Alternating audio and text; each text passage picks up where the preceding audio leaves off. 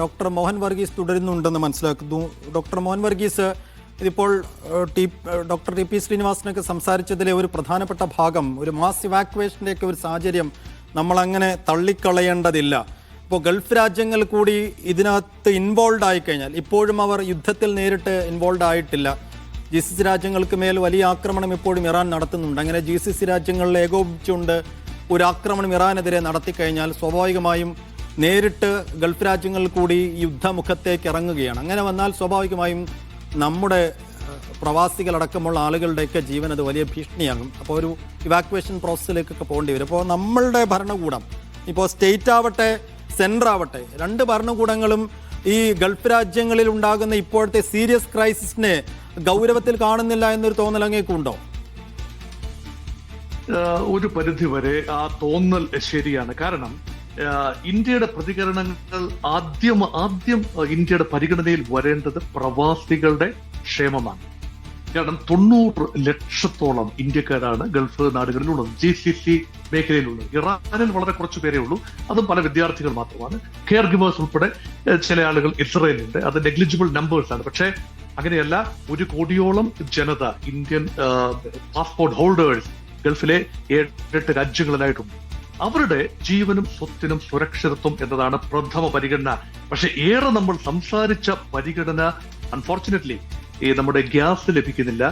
ഇവിടുത്തെ ദൈനംദിന ജീവിതം, അടുക്കളയിൽ തീ പുകയാത്ത അവസ്ഥ വരും.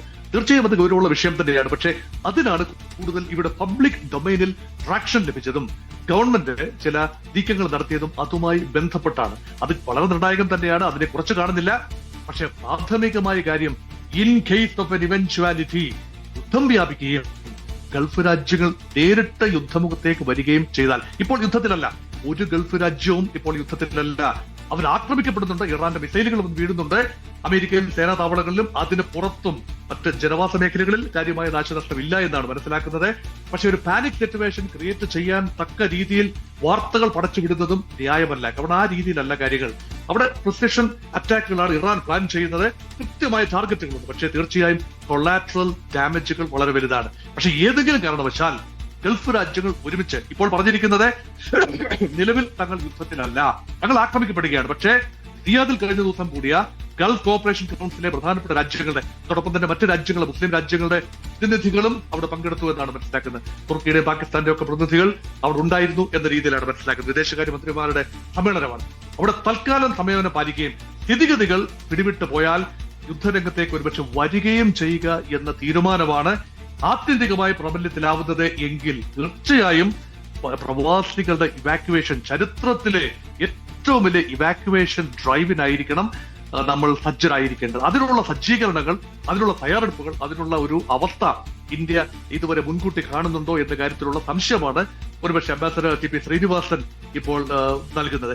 പലപ്പോഴും നമ്മൾ യുദ്ധത്തെ ഒരു ഗെയിമായിട്ട് കണ്ടുകൊണ്ട്, ആര് മുന്നിട്ട് നിൽക്കുന്നു, ആര് പരാജയപ്പെടുന്നു എന്ന് കണ്ടുകൊണ്ട് വളരെ മാറി സുരക്ഷിതമായ അകലത്തിൽ ഇരുന്നുകൊണ്ട് യുദ്ധം ആസ്വദിക്കുന്ന മനോഭാവം മാറ്റിയതിനു ശേഷം യുദ്ധത്തെ കുറച്ചുകൂടെ ഗൗരവമായിട്ട് എടുക്കുകയും അതിന്റെ സാമ്പത്തിക പ്രത്യാഘാതങ്ങൾ, അതിന്റെ ഭൗതികമായ വിപത്തുകൾ, ഒരുപാട് വീടുകളിൽ തീ പുകയുന്നത് ഗൾഫിൽ നിന്നും 35 ലക്ഷം മലയാളികളാണ്. അതായത് 3.5 കോടി മലയാളികളിൽ 35 ലക്ഷം പേര് മധ്യ പൗരസ്ത്യ പ്രദേശത്തെ വിവിധ രാജ്യങ്ങളിൽ ജോലി ചെയ്യുന്നു. അപ്പൊ ഫോറിൻ റെമിറ്റൻസസ് വലിയ കാര്യമാണ്.